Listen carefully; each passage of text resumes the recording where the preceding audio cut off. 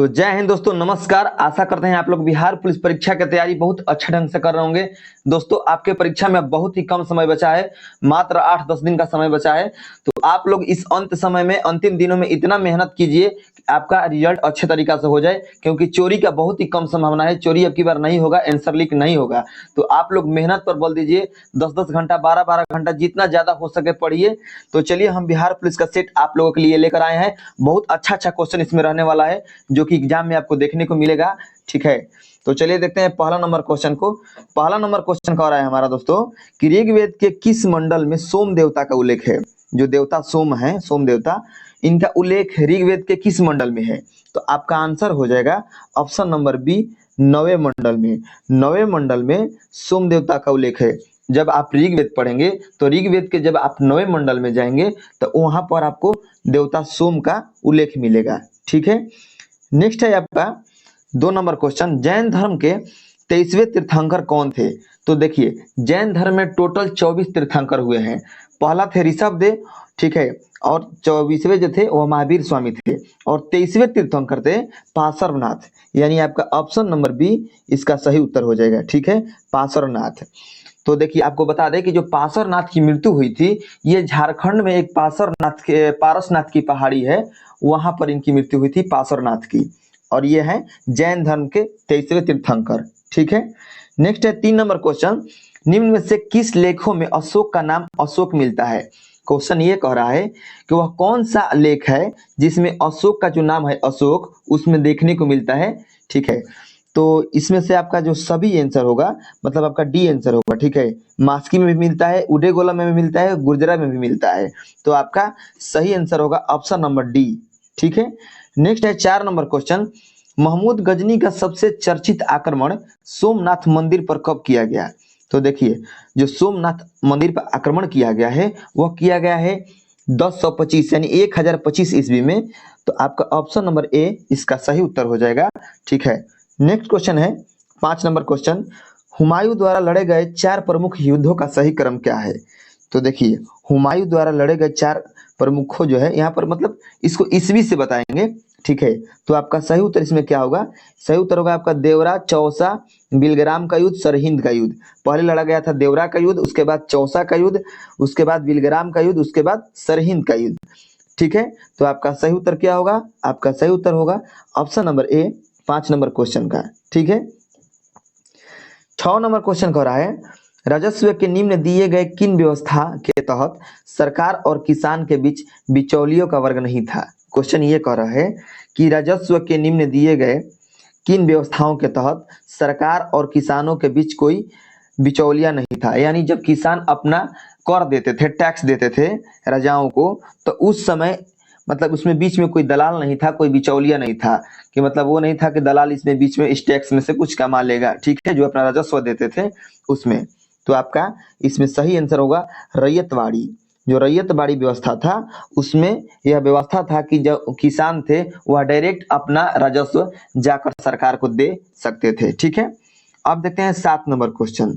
7 number question कह रहा है निम्न में से किस गवर्नर जनरल वायसराय को एक अफगान शेर अली अफरीदी ने पोर्ट ब्लेयर में चाकू मारकर हत्या कर दिया।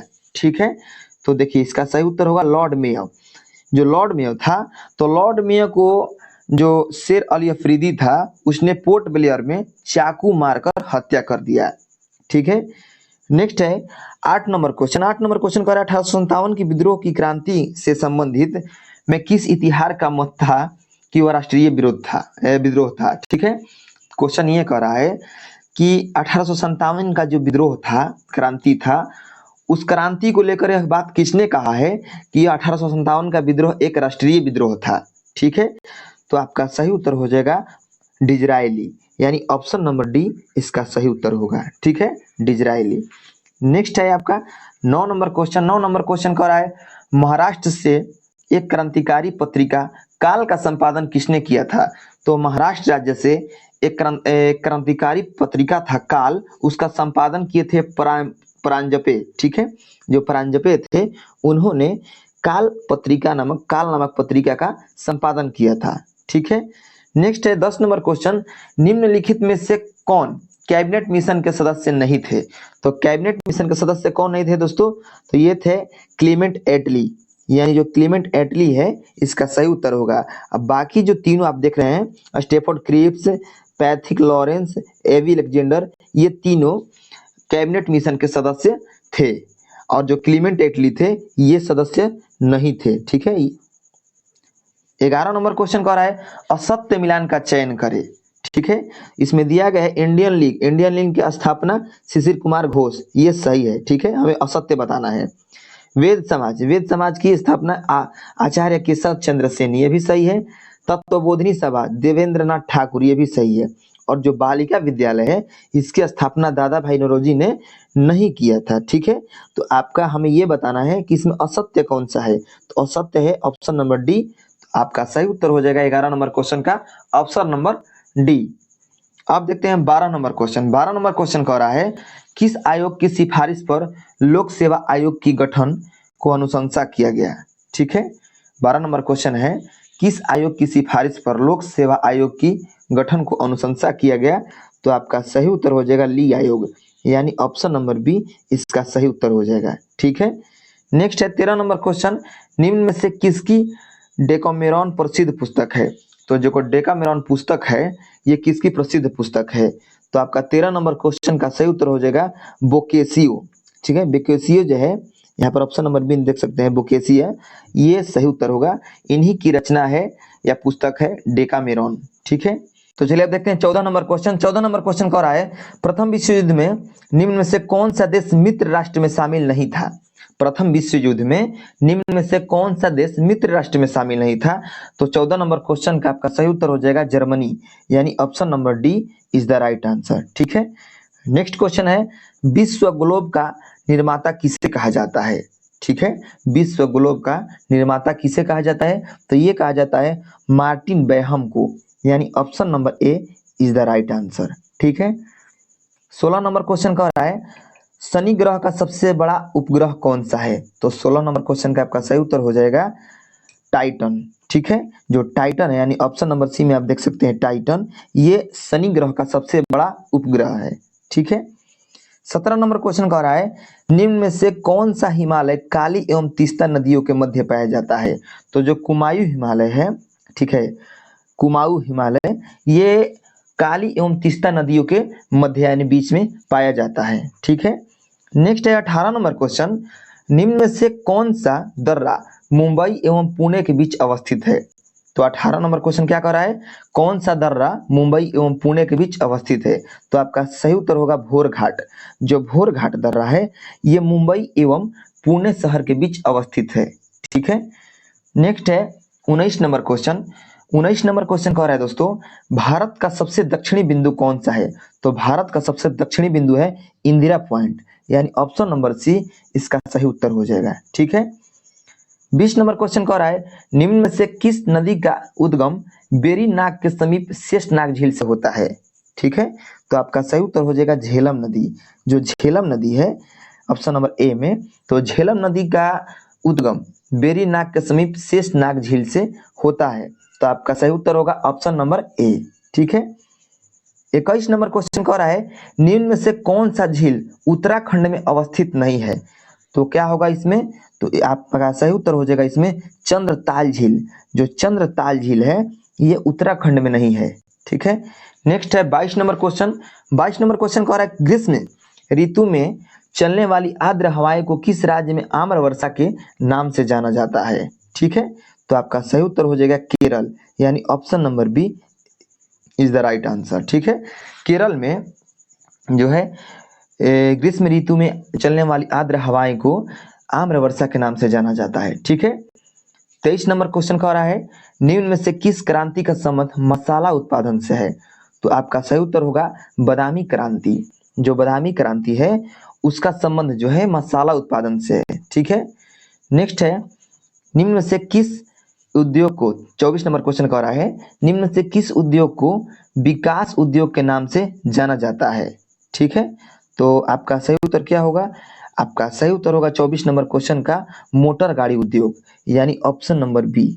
ऑप्शन नंबर बी जो है इस उद्योग को यानी मोटर गाड़ी उद्योग को विकास उद्योग के नाम से भी जाना जाता है।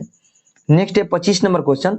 25 नंबर क्वेश्चन कह रहा है 2011 की जनगणना के अनुसार सर्वाधिक साक्षरता वाला केंद्र शासित प्रदेश कौन सा है? तो 2011 का जनगणना के अनुसार सर्वाधिक साक्षरता वाला जो केंद्र शासित प्रदेश है वह है आपके लक्षद्वीप। लक्षद्वीप जो है वह 2011 की जनगणना के अनुसार सर्वाधिक साक्षरता यानी वहां पर सबसे ज्यादा पढ़े लिखे लोग पाए गए हैं। ठीक है। नेक्स्ट है 26 नंबर क्वेश्चन। संयुक्त राष्ट्र पर्यावरण कार्यक्रम का मुख्यालय कहाँ स्थित है? तो आपका 26 नंबर क्वेश्चन का सही उत्तर क्या होगा? नैरोबी। जो संयुक्त राष्ट्र पर्यावरण कार्यक्रम का मुख्यालय है ये नैरोबी में स्थित है। ठीक है, तो ऑप्शन नंबर बी इसका सही उत्तर हो जाएगा। ठीक है। नेक्स्ट है 27 नंबर क्वेश्चन। 27 नंबर क्वेश्चन कह रहा है निम्न में से कौन जैविक एवं अजैविक संगठकों के मध्य बिचौलियों का कार्य करता है? ठीक है, क्वेश्चन एक बार और रिपीट कर देना है। निम्न में से कौन जैविक एवं अजैविक संगठकों के मध्य बिचौलियों का कार्य करता है? तो 27 नंबर क्वेश्चन का आपका सही उत्तर होगा उत्पादक। ठीक है, यानी ऑप्शन नंबर ए इसका सही उत्तर हो जाएगा। जो उत्पादक है ये जैविक एवं अजैविक संगठकों के मध्य बिचौलियों का कार्य करता है। ठीक है। 28 नंबर क्वेश्चन कह रहा है संविधान सभा की प्रमुख समितियां में से किस समिति के अध्यक्ष डॉक्टर भीमराव अंबेडकर थे? तो आपका हो जाएगा इसमें प्रारूप समिति। जो प्रारूप समिति था इसके अध्यक्ष डॉक्टर भीमराव अंबेडकर थे और इनमें अन्य 7 सदस्य और थे, मतलब 6 सदस्य थे, इनको लेकर 7 हो गया था। इनमें मतलब अन्य जो सदस्य थे वह 6 थे और इनको लेकर 7 सदस्य शामिल थे। तो आपसे अगर क्वेश्चन आता है कि प्रारूप समिति का मतलब प्रारूप समिति में कितने कुल सदस्य थे, तो 7 सदस्य थे और इनके अध्यक्ष थे doctor Bhimrao Ambedkar. 29 number question कह रहा है कैबिनेट मिशन के प्रस्ताव पर गठित अंतरिम मंत्रिमंडल के में शिक्षा मंत्री कौन था? ठीक है, कैबिनेट मिशन के प्रस्ताव पर जब अंतरिम मंडल का गठन हुआ तो उसमें शिक्षा मंत्री कौन था? तो 29 नंबर क्वेश्चन का आपका सही उत्तर हो जाएगा सी राजगोपालाचारी, यानी चक्रवर्ती राजगोपालाचारी। तो आपका ऑप्शन नंबर बी इसका सही उत्तर हो जाएगा। 30 नंबर क्वेश्चन कह रहा है भारतीय संविधान में राज्यपाल की नियुक्ति संबंधी प्रक्रिया कहां से लिया गया है? तो ये लिया गया है दोस्तों कनाडा से। राज्यपाल की जो नियुक्ति का प्रक्रिया है ये कनाडा के संविधान से लिया गया है। ठीक है। नेक्स्ट है 31 नंबर क्वेश्चन। 31 नंबर क्वेश्चन कह रहा है निम्न में से कौन सा राज्य छठी अनुसूची में शामिल नहीं है? तो 31 का जो सही उत्तर होगा वो होगा मणिपुर। ठीक है, यानी जो मणिपुर राज्य है ये छठी अनुसूची में, संविधान के जो 12 अनुसूचियां है हाल फिलहाल में, मूल संविधान में 8 अनुसूची था, तो कह रहा है कि छठी अनुसूची में कौन सा राज्य शामिल नहीं है? तो मणिपुर जो है ये छठी अनुसूची में शामिल नहीं है। ठीक है। नेक्स्ट है 32 नंबर। 32 नंबर क्वेश्चन कह रहा है निम्न में से किस राज्य का गठन वर्ष 1987 में नहीं हुआ था? यानी कहने का अर्थ यह है क्वेश्चन का कि इनमें से चारों राज्यों में से किस राज्य का गठन 1987 में नहीं हुआ था, बाकी 3 का हुआ था। तो 32 नंबर क्वेश्चन का आपका सही उत्तर हो जाएगा मेघालय। जो मेघालय है इसका गठन 1987 में नहीं हुआ था, बाकी मिजोरम, अरुणाचल प्रदेश, गोवा, इन तीनों का 1987 में गठन हुआ था। ठीक है। 33 नंबर क्वेश्चन कह रहा है किस नागरिकता संशोधन अधिनियम के तहत माता के नागरिकता के आधार पर विदेश में जन्म लेने वाले को नागरिकता प्रदान करने का प्रावधान किया गया? तो आपका इसमें सही उत्तर हो जाएगा 1992। ठीक है, 1992 के नागरिकता संशोधन अधिनियम के तहत माता के नागरिकता के आधार पर, ठीक है, माता के नागरिकता के आधार पर विदेश में जन्म लेने वाले को नागरिकता प्रदान करने का प्रावधान किया गया। अर्थात क्वेश्चन कहने का मतलब ये है कि अगर जो आपकी या बच्चे की कोई माता है, अगर वह इंडिया से है लेकिन बच्चे का जन्म देती है वह विदेश में किसी अन्य देश में, तो वह भी भारत का नागरिक माना जाएगा, वह बच्चा भी भारत का नागरिक माना जाएगा, क्योंकि वह जो उसकी माता जी है वह इंडिया से बिलोंग करती हैं। ठीक है। अब हम देखते हैं 34 नंबर क्वेश्चन। 34 नंबर क्वेश्चन कह रहा है भारतीय संविधान के किस अनुच्छेद के तहत कुटीर उद्योग का प्रोत्साहन की चर्चा है? तो भारतीय संविधान के किस अनुच्छेद के तहत कुटीर उद्योग की प्रोत्साहन की चर्चा है? तो आपके 34 नंबर क्वेश्चन का सही उत्तर हो जाएगा अनुच्छेद 43। जो अनुच्छेद 43 है, अनुच्छेद 43 के तहत कुटीर उद्योग का प्रोत्साहन की चर्चा है। नेक्स्ट है 35 नंबर। 35 नंबर क्वेश्चन कह रहा है निम्न में से कौन 2 बार उपराष्ट्रपति एवं 1 बार राष्ट्रपति बने? ठीक है, तो आपके इसमें से सही उत्तर क्या होगा? तो ये सही उत्तर होगा डॉक्टर सर्वपल्ली राधाकृष्णन। जो डॉक्टर सर्वपल्ली राधाकृष्णन है, यानी ऑप्शन नंबर 20 का सही उत्तर हो जाएगा। जो डॉक्टर सर्वपल्ली राधाकृष्णन जी हैं, उन्होंने भारत के 2 बार उपराष्ट्रपति का पद संभाला है और 1 बार राष्ट्रपति बने हैं। ठीक है, अब हम देखते हैं 36 नंबर क्वेश्चन। 36 नंबर क्वेश्चन कह रहा है किस संविधान संशोधन अधिनियम के तहत लोकसभा और राज्यसभा विधानसभाओं में आंग्ल भारतीय के लिए सीटों के आरक्षण को समाप्त कर दिया गया। ठीक है, तो इसमें क्या उत्तर होगा आपका? तो 36 नंबर क्वेश्चन का आपका सही उत्तर होगा 104वां संविधान संशोधन, यानी ऑप्शन नंबर डी इसका सही उत्तर होगा। थोड़ा सा मिसप्रिंट हो गया है यहाँ पर एक जगह पर। ठीक है, यहाँ पर एक जगह पर वहाँ आप लिख लीजिएगा। ठीक है, तो 104वां संविधान संशोधन के तहत जो है आंग्ल भारतीय का जो सीट था, ठीक है, विधानसभाओं में, उसको समाप्त कर दिया गया। ठीक है, नेक्स्ट है 37 नंबर क्वेश्चन। 37 नंबर क्वेश्चन कह रहा है निम्न में से कौन अदिश राशि है? तो अदिश राशि कौन सा है? तो अदिश राशि जो है आपका वह है दोस्तों विद्युत धारा। ठीक है, विद्युत धारा जो है ये अदिश राशि है, यानी ऑप्शन नंबर डी इसका सही उत्तर हो जाएगा। ठीक है, नेक्स्ट है 38 नंबर क्वेश्चन। 38 नंबर क्वेश्चन कह रहा है न्यूटन के गति के किस नियम द्वारा बल का व्यंजक प्राप्त होता है? तो आपका सही उत्तर हो जाएगा ऑप्शन नंबर सी द्वितीय। ठीक है, द्वितीय नियम जो है न्यूटन का द्वितीय नियम, तो गति के द्वितीय नियम के द्वारा बल का व्यंजक प्राप्त होता है। ठीक है, 39 नंबर क्वेश्चन कह रहा है निम्न से कौन शक्ति के मात्रक नहीं है? शक्ति के मात्रक नहीं है, तो आपका सही उत्तर हो जाएगा WH। ठीक है, यानी ऑप्शन नंबर बी। अब हम देखते हैं 40 नंबर क्वेश्चन। 40 नंबर क्वेश्चन कह रहा है जल का महत्तम घनत्व किस पर होता है? जल का महत्तम घनत्व किस पर होता है? तो आपका सही उत्तर हो जाएगा option number C 39.2 degree Fahrenheit. ठीक है, ऑप्शन नंबर बी इसका सही उत्तर हो जाएगा। 41 नंबर क्वेश्चन कह रहा है निम्न में से कौन विद्युत चुंबकीय तरंग है? 41 नंबर क्वेश्चन कह रहा है इनमें से कौन, चारों ऑप्शन में से कौन विद्युत चुंबकीय तरंग है? तो जो गामा किरण है, ठीक है, जो गामा किरण है ये विद्युत चुंबकीय तरंग है, यानी इसका सही उत्तर हो जाएगा ऑप्शन नंबर बी। नेक्स्ट है 42 नंबर क्वेश्चन। 42 नंबर क्वेश्चन कह रहा है अवतल दर्पण में कोई वस्तु वक्रता केंद्र पर है तो उसका प्रतिबिंब कहाँ बनेगा? 42 नंबर क्वेश्चन कह रहा है कि अगर अवतल दर्पण में कोई वस्तु जो है वक्रता केंद्र पर है तो उसका प्रतिबिंब कहाँ बनेगा? तो 42 नंबर क्वेश्चन का आपका सही उत्तर हो जाएगा वक्रता केंद्र पर। ठीक है, यानी ऑप्शन नंबर सी वक्रता केंद्र पर। 43 नंबर क्वेश्चन कह रहा है जहां रुक रुक कर थोड़े समय के लिए विद्युत धारा की आवश्यकता होती है वहां किस प्रकार के सेल का प्रयोग किया जाता है?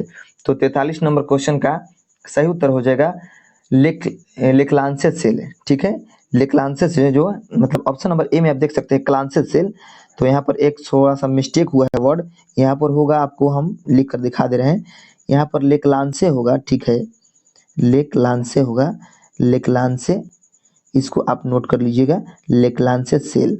ठीक है, तो जो लेक्लांसे सेल है वहाँ पर जो है थोड़े समय के लिए विद्युत धारा की आवश्यकता होती है। ठीक है, नेक्स्ट है 44 नंबर क्वेश्चन। 44 नंबर क्वेश्चन कह रहा है जिस पदार्थ से विद्युत फ्यूज बने होते हैं इसका क्या गुण होना चाहिए? तो इसमें सही उत्तर होगा आपका निम्न गलनांक उच्च प्रतिरोध।